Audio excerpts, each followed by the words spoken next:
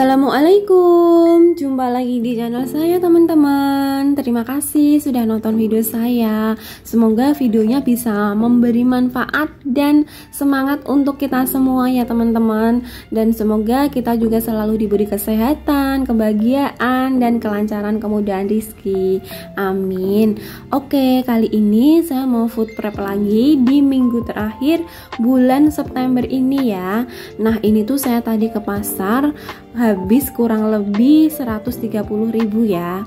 Nah, untuk belanjanya apa saja bisa simak video saya sampai selesai ya teman-teman, karena saya belanjanya untuk minggu ini tuh nggak banyak, soalnya saya masih ada stok perlaukan sama sayur mayur di kulkas ya. Kebetulan minggu kemarin itu saya Sabtu Minggu ada acara keluar sama suami dan anak, jadi nggak masak, sehingga masih stoknya tuh lumayan banyak.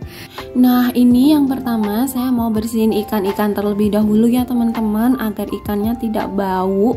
Soalnya kalau misal kita food prep, yang harus kita utamain, yang harus kita nomor satukan untuk dibersihin dan disimpan itu harus perikanan, perdagingan, perlaukan terlebih dahulu ya, supaya nggak menimbulkan bau di rumah dan ikannya pun tetap fresh dalam beberapa hari ke depan saat disimpan di kulkas. Dan ini tadi saya belanja ikannya itu habis 85.000 ya, karena saya untuk minggu ini cuman beli ikan aja, soalnya di kulkas masih ada stok daging. Nah, ini ada tips untuk membersihkan ikan agar bisa bersih maksimal, yaitu kepalanya itu dibelah seperti ini ya, dijadiin dua agar kita bisa membersihkan secara maksimal. Tapi kalau misal teman-teman khawatir nanti bisa nempel di wajan saat digoreng, teman-teman bisa menggorengnya menggunakan minyak yang sedikit lebih banyak dan ditambahin sama sedikit tepungnya bebas, atau ditambahin sama bawang merah, bawang putih satu biji. Itu nanti insya Allah bisa membuat ikan-ikan kita yang digoreng tidak lengket ya teman-teman. Cuman kembali lagi untuk menu masakan ikannya mau dimasak apa ya teman-teman. Kalau misal mau digulai, emang kepalanya nggak usah dibelah, nggak apa-apa, agar tidak hancur, soalnya kan nanti terkena air ya. Nah, kalau misal di balado atau digoreng aja itu cocok banget kalau ikan-ikannya kepalanya dibelah seperti ini. Selain harus memperhatikan kebersihannya dalam penyimpanan ikan, kita juga harus memperhatikan cara menyimpannya dan waktu untuk berapa lama ikan ini disimpan di freezer yang kemudian nanti mau kita masak ya teman-teman. Nah, kalau untuk cara penyimpanannya, teman-teman bisa menambahkan jeruk nipis, jeruk lemon, atau cuka makanan. Misal si ikan ini mau disimpan di kulkas lebih dari 1 minggu ya. Kalau misal 1 minggu aja tidak perlu dikasih tambahan apa-apa, is oke, nggak masalah, karena nanti ikannya ini bisa tetap enak dan dia tetap fresh. Tapi kalau misal udah lebih dari 1 minggu disimpan di kulkas, itu biasanya rasanya agak beda sedikit ya, sehingga harus perlu ditambahkan dengan cuka makanan, jeruk nipis, atau jeruk lemon. Kemudian kalau sudah disimpan, ditutup di tempat yang tutupnya kedap udara. Jadi dia bisa membeku dengan sempurna, dia bisa tetap awet untuk beberapa lama waktunya yang sudah kita tentukan. Kemudian untuk jangka waktu mau kita masak, mau kita simpan berapa lama di kulkas, kita emang dari awal saat mau food prep harus sudah menentukannya ya teman-teman. Biasanya kalau saya itu 1 minggu saja, jadi tiap weekend atau tiap hari Senin itu saya ke pasar, kemudian saya buat food prep seperti ini. Tapi kalau misal teman-teman waktunya terlalu sibuk, bisa dibuat 2 minggu sekali food prep atau 1 bulan sekali food prep, it's okay. Yang penting cara penyimpanannya harus benar-benar diperhatikan kebersihan dan tambahan bahan lain agar ikan-ikan dan daging-daging yang kita simpan tetap enak dan fresh ya. Karena food prep ini manfaatnya banyak banget ya teman-teman. Selain kita bisa menghemat uang bulanan, kita bisa mengontrol menu makanan kita tiap harinya mau apa saja. Kita juga bisa menghemat waktu, tenaga, pikiran yang tadinya tiap hari belanja. Jadi kalau sudah food prep seperti ini, belanjanya cukup 1 minggu sekali atau cukup jangka waktu yang sudah kita tentukan sendiri mau berapa lama untuk food prepnya ya.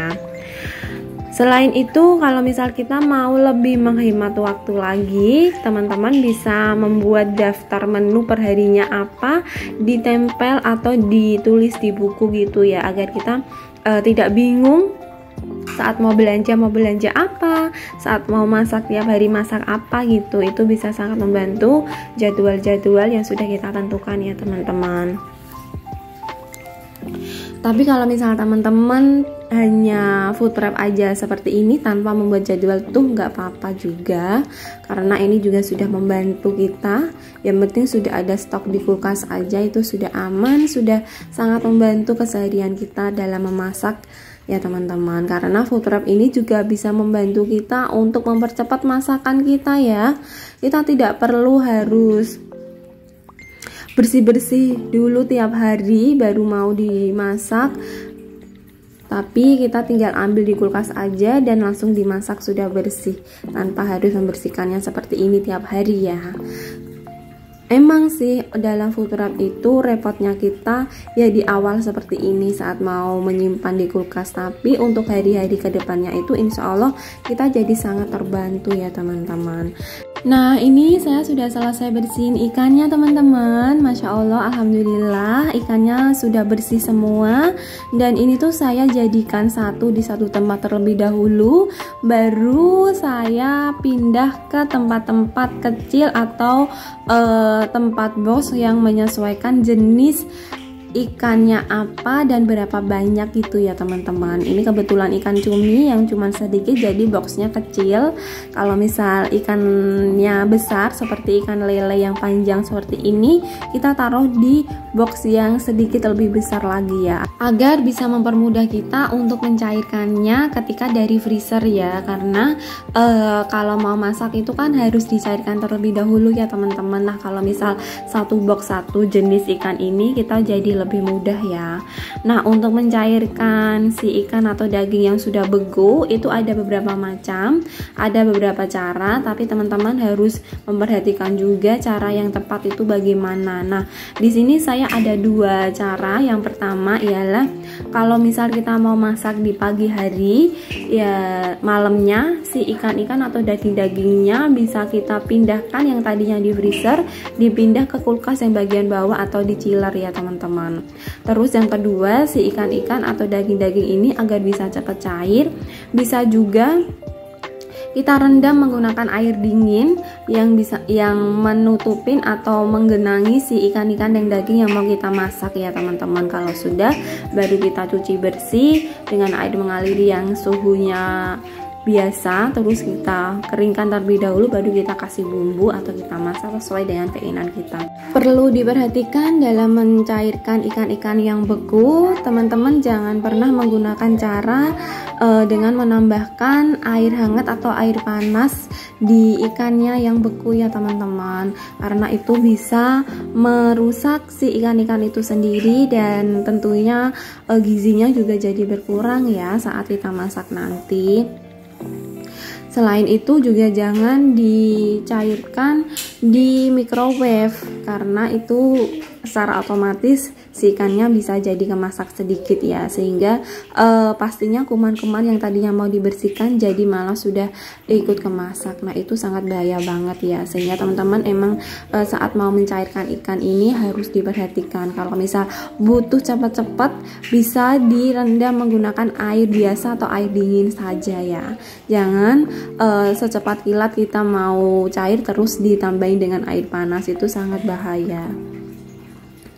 Oke, ini saya sudah masuk di perbelanjaan saya yang satu plastik lainnya, yaitu ada sayur mayur, ada bawang, dan ada cabai sama tomat gitu ya teman-teman. Ini tuh totalnya tadi saya habis 130.000, dapat segini ya teman-teman. Insya Allah ini cukup untuk minggu kelima di bulan September, karena kebetulan minggu ini suami saya juga shift pagi dan saya tuh masih ada beberapa stok di kulkas lainnya ya teman-teman. Nanti saya akan kasih tahu juga di video kali ini stoknya apa saja yang masih sisa dari minggu kemarin. Nah, ini yang pertama saya masih ada sisa daging, ada steak, terus ada daging untuk sop, dan ini saya ada daging yang sudah diseles gitu ya teman-teman. Biasanya saya buat untuk teriyaki gitu. Kemudian untuk sayur mayurnya ini saya ada sisa di tempe, ada bumbu-bumbu dapur, kemudian ada tahunya juga saya masih ada sisa sedikit. Terus ini airnya saya ganti, saya buang dan saya tambahin dengan air bersih lagi ya. Ini caranya agar tahu bisa lebih awet lama dan tetap enak. Untuk sayur mayurnya ini saya ada 2 box, ini lumayan, jadi bisa untuk 2 harian gitu ya teman-teman, menggunakan sayur sisa dari minggu kemarin.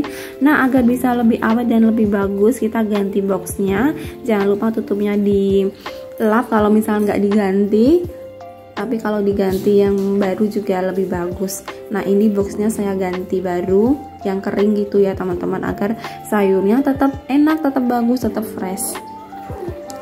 Nah, ini adalah stok saya untuk minggu ini. Masya Allah, alhamdulillah belanjanya 130.000, tapi stok yang lain masih ada, sehingga saya punya stok yang lumayan banyak untuk minggu ini ya teman-teman. Teman-teman, bagaimanapun kita tetap harus memperhatikan pengeluaran kita dan penghasilan kita ya. Semoga kita bisa lebih menghemat dan lebih sehat lagi. Terima kasih. Wassalamualaikum warahmatullahi wabarakatuh.